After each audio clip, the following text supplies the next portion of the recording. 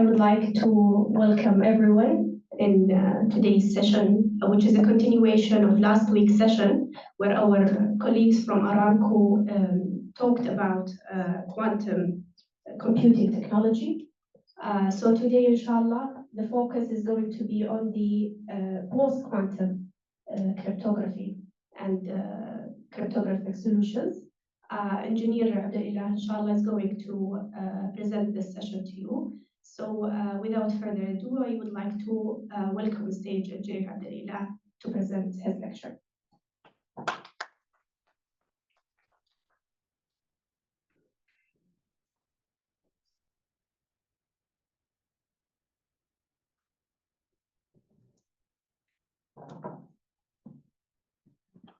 Thank you, Dr. Dima. Assalamu alaikum wa rahmatullahi wa barakatuh, and good morning, everyone. I'm glad to be with you today to deliver the second quantum session. As you may remember, last week's session was about the quantum technology. And today we will focus, inshallah, on the post-quantum cryptography subject. The session will give you an overview about the cybersecurity risk associated with the quantum computers on the traditional cryptographic methods. We will also explore the potential quantum safe technologies that are available as of today. And they could be used to protect against the emerging threats of quantum computers. Without further ado, let's start. In today's session, I'll start by giving you an overview about the encryption.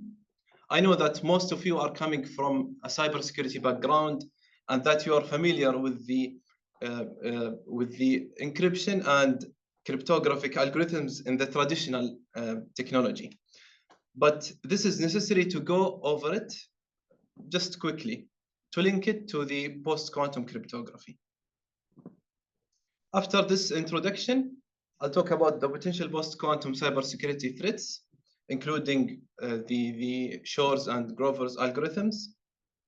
We'll then explore the emerging quantum safe technologies such as QKD, PQC, and QRNG. And finally, I'll conclude my presentation by highlighting some considerations and challenges in the era of post-quantum cryptography. So starting with the encryption.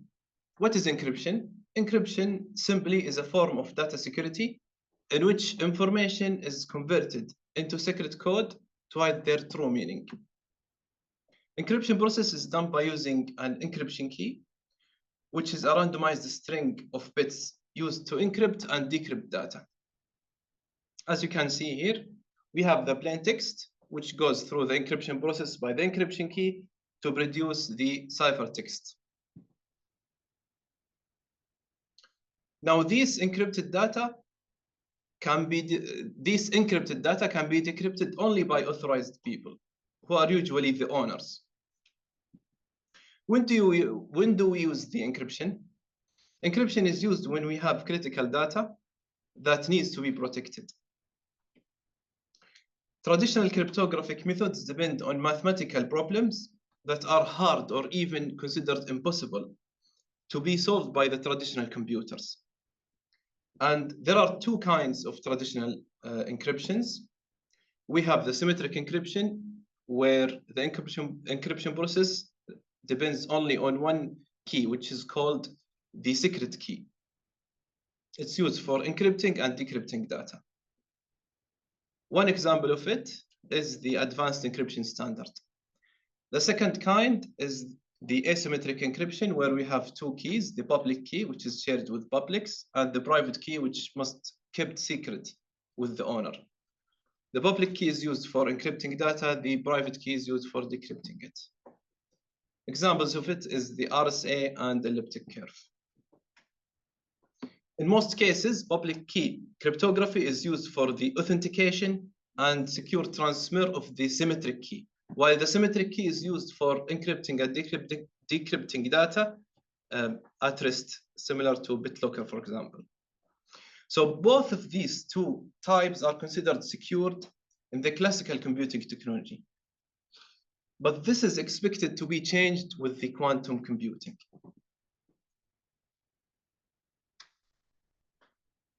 As you know, quantum computing utilizes quantum mechanical phenomena to perform operations on data. Therefore, quantum computers have the potential to break the traditional cryptographic algorithms. Specifically here, we're talking about the asymmetric encryption, due to their ability to quickly solve certain mathematical problems, which asymmetric encryption algorithms, as of today, is depending on. This is like, for example, the integer factorization, which underspins the RSA, and discrete logarithms, which underspins the elliptic curve. Additionally, there is a risk that encrypted data are captured today, stored now, and may be decrypted at a later stage when the quantum computers becomes to sufficient resources or have sufficient resources. This is called harvest now, decrypt later, or store now, decrypt later.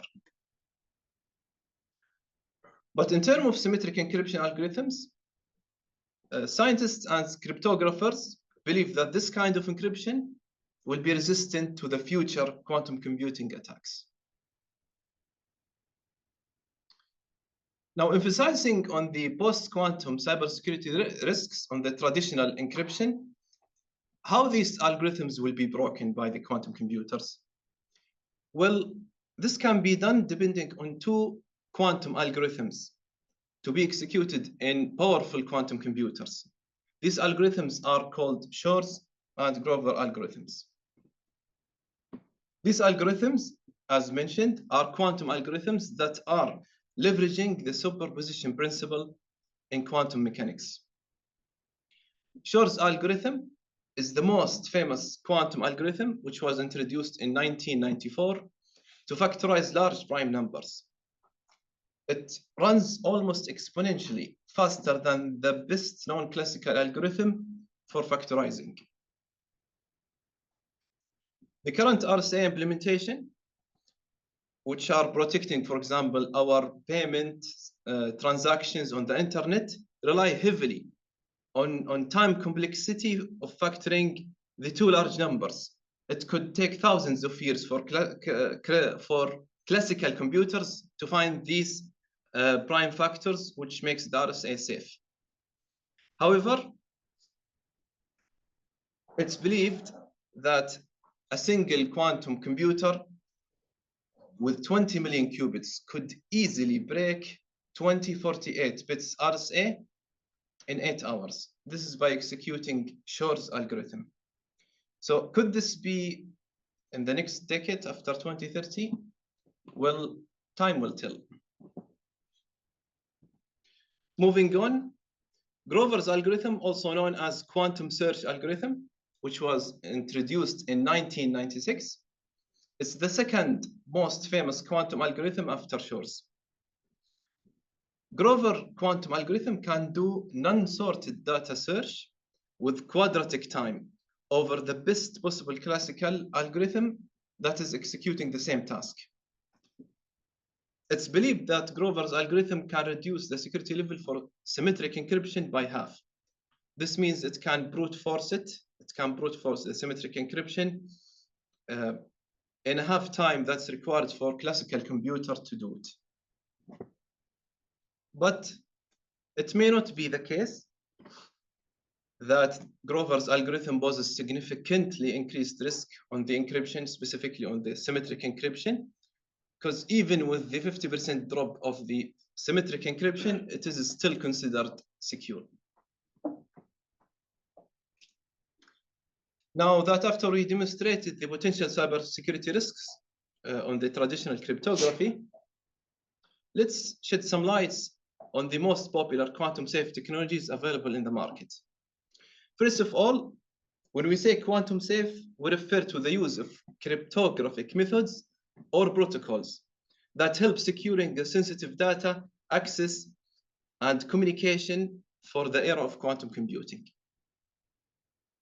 Aramco conducted a thorough assessment for more than 18 market leaders to look for the best mature quantum safe technologies. And this led into identifying the following technologies. the quantum key distribution, the post-quantum cryptography, as well as the quantum random number generators. Now let's explore these technologies in some details. Starting with the quantum key distribution, QKD is a promising cryptographic technique that is utilizing the principles of quantum mechanics to generate and secure encryption keys. QKD depends on special hardware that is utilizing dedicated fiber optics for the connections. QKD enables two parties to produce and share encryption key that is used to encrypt and decrypt data. Specifically, QKD can be considered as a mean or a method for distributing the key between parties. Now, how does QKD work? QKD works by transmitting many light particles or sequence of photons over fiber optic cables between parties. Each photon, or we call it here qubit, has a random quantum state. And if any qubit in the communication channel was exposed to eavesdropping or interception attempt, it will be discarded immediately. This is because of the superposition state of the qubit. When the photons reach to their receiving end, the receiver then responds to the sender by confirming the received photons. This is like a synchronization and verification process. So now that after all parties have the same photons, same qubits, these qubits could be used for generating the encryption key.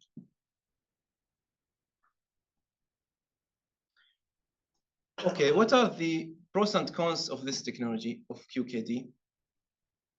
In terms of the advantages, any attempt or intercept tamper with the key during the transmission is readily detectable based on the laws of quantum mechanics. This means that this method is unbreakable even by the most powerful computer. In terms of the disadvantages, QKD can be used within a limited distance. It relies on specialized hardware with dedicated fiber optics to transfer the keys over a limited distance. The longest distance that have been reached to is about 500 kilos. Second disadvantage is the high cost of implementing the QKD. QKD infrastructure can be expensive as it is still new emerging technology. Then we have the integration complexity. So integrating QKD with the existing infrastructure or communication systems could be challenging as it requires, as we said, dedicated fiber connections. It cannot be implemented in a software or a service on a network, and cannot also be integrated into an existing network device. Finally, since QKD is based on hardware, it lacks the flexibility for upgrades in terms of firm upgrade, for example, or security patches. Now moving on to the second quantum safe technology, which is the post-quantum cryptography. Post-quantum cryptography refers to cryptographic algorithms that are believed to be secured against the potential future threats by quantum computers. Post-quantum cryptography algorithms are being developed specifically for securing data in classical computers. They are intended to replace ultimately the asymmetric encryption methods, which are susceptible to the post-quantum threats. Post-quantum cryptography algorithm standardization process started in 2016 by the National Institution of Standards of Technology, NIST. This process started by a public call proposal for the new algorithms, and this marked the beginning of of a multi-year efforts to safeguard the digital infrastructure. So let's explore the efforts undertaken from 2016 till today. In 2016, NIST started the call out for the submitting the proposal for the algorithms. In 2017, NIST received 69 submissions from researchers by the deadline. And NIST released all submissions for public evaluation within the cryptography community. From 2018 to 2021, NIST conducted multiple rounds for evaluating the submitted algorithms. It was around 4 rounds. And NIST experts analyzed the security and performance of each algorithm to ensure that only strong candidates can be advanced. So this resulted in selecting 7 algorithms out of the initial 69 submissions. By 2022, NIST selected the following 4 PQCs. Crystal Kyber, which is used for protecting the encryption keys during the transition. Crystal Dilithium, Falcon, and Sphinx. These 3 algorithms to be used for the digital signature. Now, these names might be changed after the final release. In 2023, NIST released the draft standards for the selected algorithms. And in 2024, NIST is potential to finalize the standardization process and provide organizations with recommendations and adoption tips for these quantum resistant cryptography algorithms. This would be crucial achievement after completing it for ensuring the security of the digital infrastructure in quantum era. Now, in terms of the advantages and disadvantages, PQCs are resilient against the potential computer threats, quantum computer threats. They're supported by NIST for vetted and accepted options.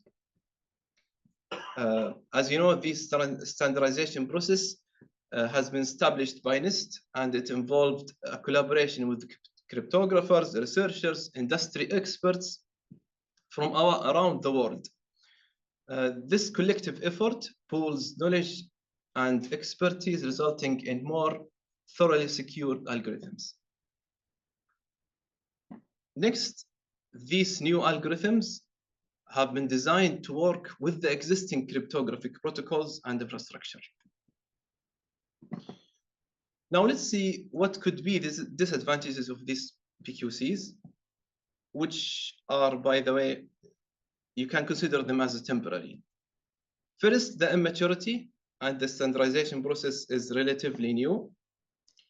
The long-term security of these algorithms hasn't been yet evaluated, and also the standardization is still not done yet. Second disadvantage is the key management. PQC algorithms may require larger key sizes. Typically, we're talking here about key sizes ranging from hundreds to thousands of bytes, which could introduce new challenges in terms of the key management, like generation, storage, and distribution. And this will add an additional overhead to the storage and increase the bandwidth, which might impact the efficiency later on.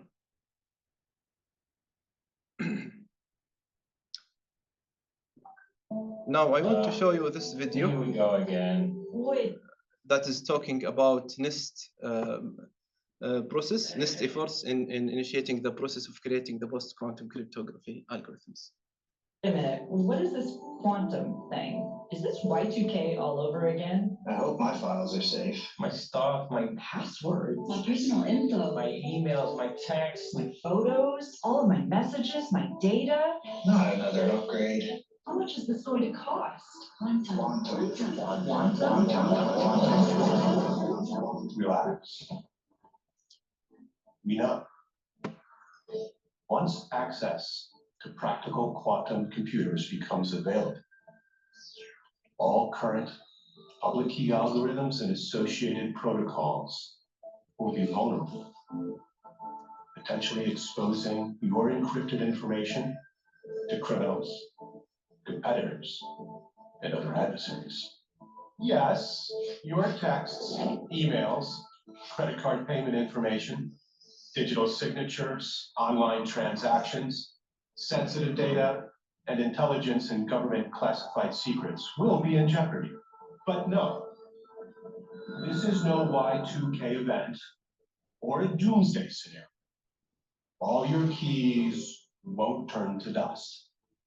And a quantum computer capable of doing this is still many years, if not decades away.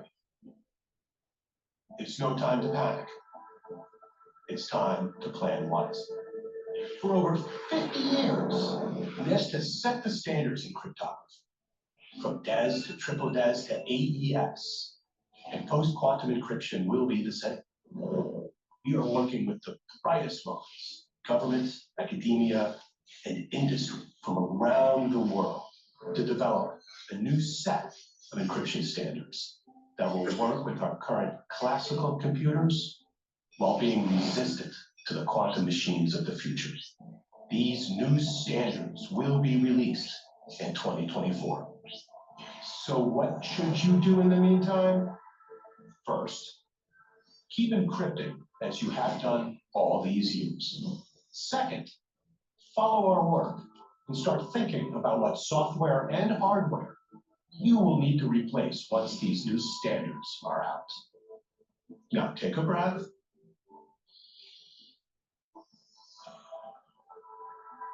And know that we are staying ahead of this new potential cybersecurity threat. Together, we will be ready.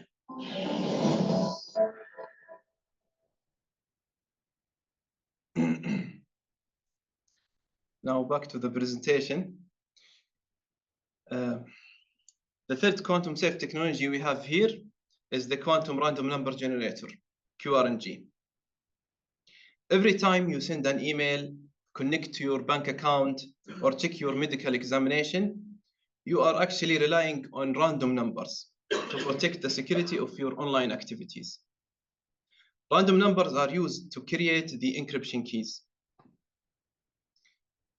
If we couldn't generate unpredictable random digits, then secure online communications would not be possible. While there are many ways to generate random numbers, not all of them are good enough for cryptographic use. There are mainly two kinds of random number generators. We have the pseudo random number generator and the true random number generator. The pseudo random number generator produces a sequence of digits with certain random statistical properties, which is based on mathematical formula. But the random numbers produced are completely predictable, as PRNGs are deterministic, and therefore they cannot be used for the cryptographic applications. TRNGs, on the other hand, are devices, or they could be software, that can produce random digits on measuring specific physical process, which is random physical process. Thus, the randomness of these numbers come from underlying physical processes, which may be indeed completely unpredictable. TRNGs are the baseline for the security applications. Now, this takes us to the quantum random number generator, which is an emerging technology that is based on TRNGs. They generate randomness by leveraging the principles of quantum mechanics, which are by nature non-deterministic.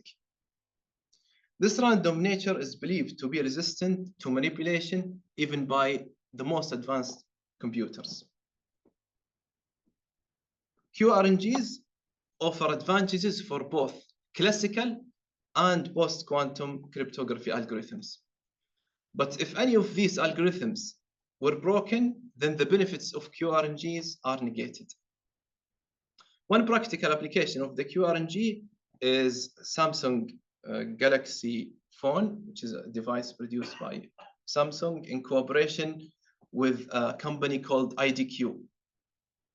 Samsung was able to feature QRNG chipset within their smartphone to serve in enhancing the data security inside the phone by generating unpredictable random numbers that could be used by their applications, which are doing some transactions to the internet, such as the bank accounts, the internet browsing, and so on. I would like to show you a video from IDQ that's talking about the QRNG technologies on the smartphones.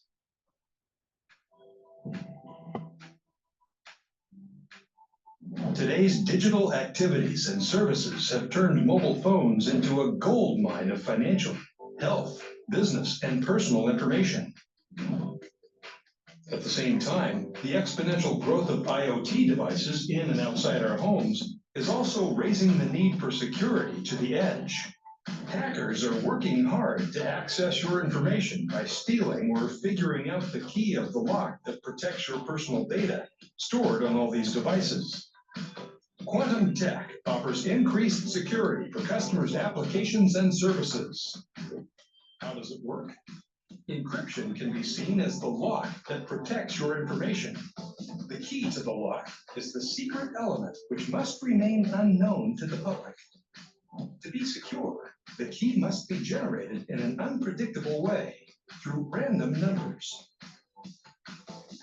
When using a quantum technology-based random number generator to encrypt your key, you're 100% sure that your outcome is truly random, instantly, from the first bit, thus protecting your data. The world's first QRNG chip designed for phone and IoT quantum-enhanced security. ID Quantique's new quantum technology is getting smaller and with stronger security to protect our daily lives. ID Quantique's true quantum random number generator, QRNG chip, is the world's first chip designed and manufactured specifically for mobile handsets, IoT, and other edge devices such as automotive, laptops, and infrastructure. ID Quantique quantum technology provides the most secure encryption keys today and in the quantum computing era, guaranteeing the highest level of trust we all deserve.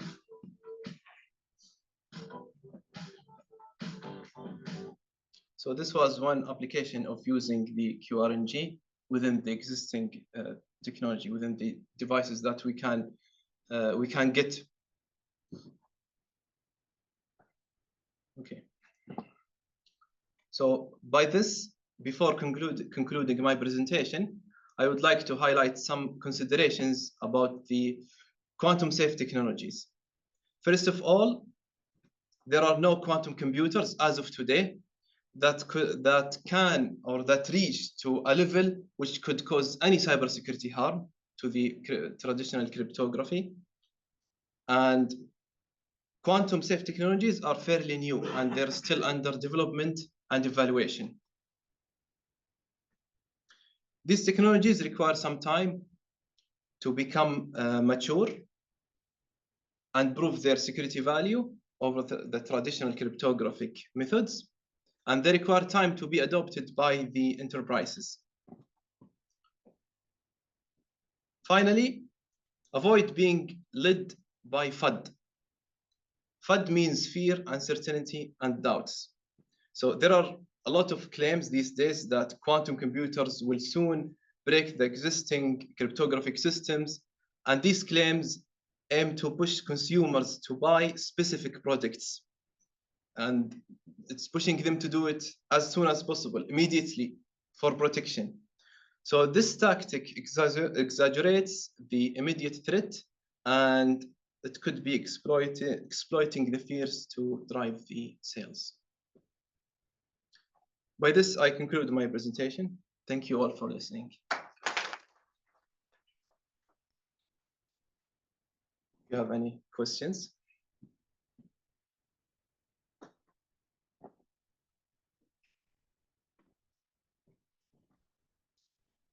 Thanks a lot, Engineer Abdulelah, for that very interesting and inspiring presentation. You mentioned that the slide that we require 200 million qubits to break the 2024 key of RSA. What the maximum right now available is qubits? You mentioned Aramco, they just bought around 200.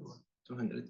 So what the maximum right now as a collective qubits available? I think the maximum quantum computer that reached to like 1,000 qubits, which was introduced by IBM recently.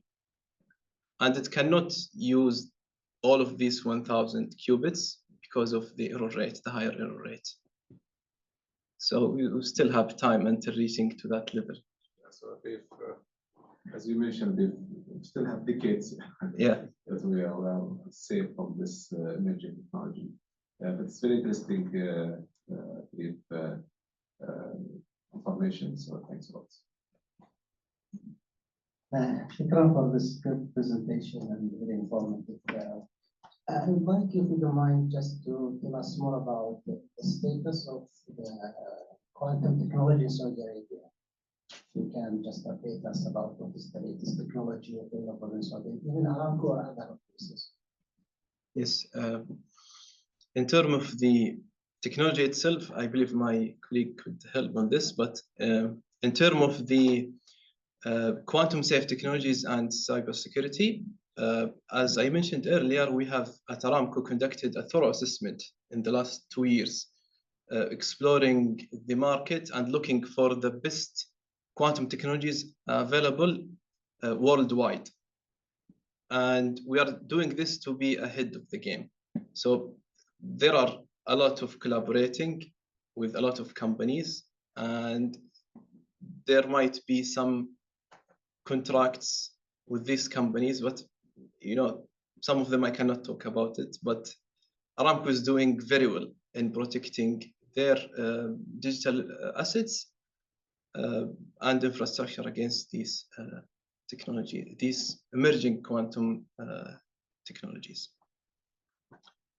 So I just want to add, I think 2 hours ago, as I talked to Dr. Abdullah, mentioned that we're heading to obtaining quantum computing for the Kingdom and Middle East, the first in the Middle East. And this is a step forward into discovering the whole of quantum computing.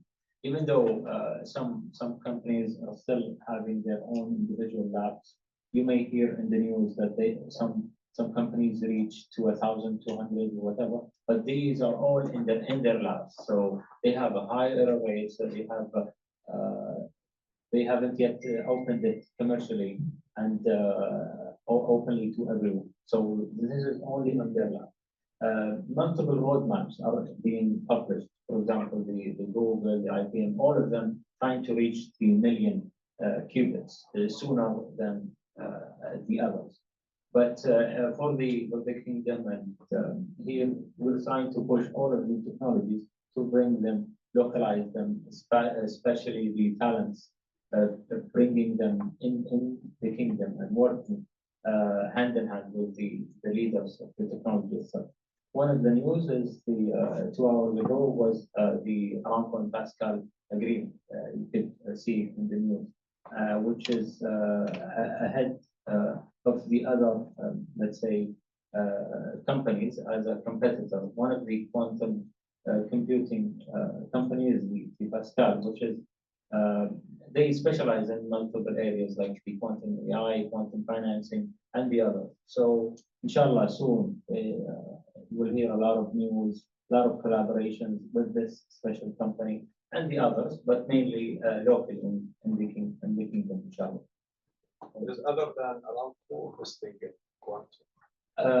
Yes, investment, not pure investment, but probably investing in the skills set. So lending some students there, lending some specialists in their areas. But yes, with software companies in quantum computing, not even a quantum computing company, just software. Yeah. Yeah, inshallah, soon you will hear a lot of news, I mean, education-wise, even also partnerships, inshallah. Yeah, thank you, Abdullah. I think if Aramco completed these investments, all of other organizations within the kingdom will follow them.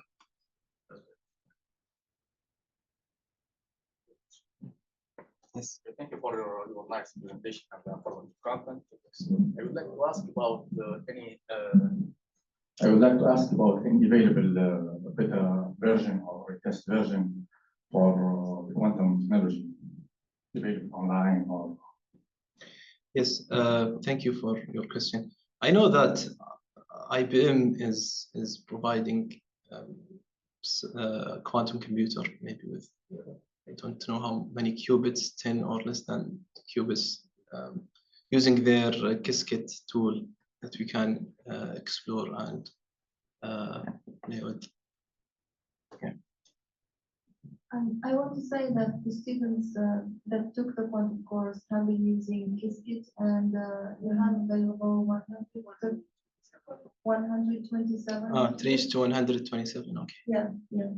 And then if you want to work in a simulator, you can go up to, I think, 5,000 or 1,000 at least. But with a real quantum computer, you can work with 127. If you do so, you have to wait, though. It could be even 48 hours. But you prepare the program. Yeah, for free. Yeah. You can work in the simulator, and then when you're happy with the program, you let it run on the quantum computer, and then you may have to wait or not. You can, and you can develop the program on the simulator, test it on the simulator, and when you say, this is now the program I'm happy with, you send it to the quantum computer. And my experience with students was that sometimes they have to wait 5 hours, sometimes 6 hours. The maximum was over 1 day. You may even be lucky and get the answer back in 20 minutes. We can use the simulator or add more services, more functions on the simulator. The simulator works exactly as the quantum computer, except it doesn't have errors, because the quantum computer, as the speaker said, has errors. So the simulator works as if it is a quantum computer without errors. As it's the optimal quantum computer that we could reach that one day.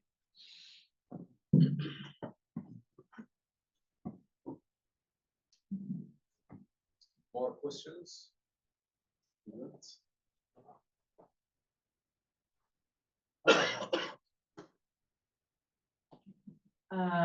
This is for Abdulelah. I heard you talk about lending students and opportunities for students. I'm kind of curious about so we talked about investments and Pascal and other domains, but with regards to students and the internship program that you have in Aramco, how could a student maybe participate in the quantum computing domain of the internship, maybe, or would that be possible in the future? Inshallah, no. As I said, the news is just released recently. And plans are there, inshallah, but we haven't yet faced or drafted the plans where exactly. But what I mentioned about the internship, it was a cost. Pascal, the cost was for a different company. They had an internship in there. It was a Canadian company, so they had a cross match. 2 students go there and come back for 6 months. A project. They did it on their own. I don't have the details. Yeah, because I know that there is an effort to build a quantum center. I know that it started with KPPM, but I'm kind of curious if this will, spread into other academic institutions. For example, maybe a quantum center sponsored by Aramco or something. Investments in academia as opposed to industry. Inshallah, no, we have in the field of quantum computing, we have established the quantum computing chair in KPPM. This is one of the initiatives that will handle all of these activities in terms of academia. Thank you.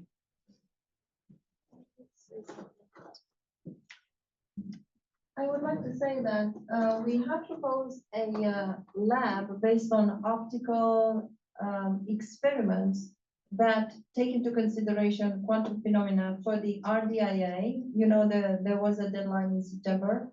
We are still waiting for an answer there, and I'm not sure in which state it is, but I don't know if it answers that question, that at least some effort has been put in there. Yeah. Regarding the RDA, just so we have inquired if we have the Research and Development Authority, they have announced funding last November, so and we have, our college have submitted a very good number of proposals. The last inquiry, they mentioned by end of June, early July, hopefully they will release the winners of these proposals, and hopefully we'll have a good number, inshallah. So just monitor your email, and they will require other things to complete to be counted the fund. So we're fingers crossed for good child funding. Any other questions?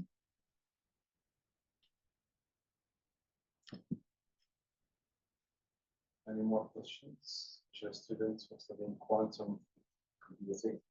Is this your opportunity?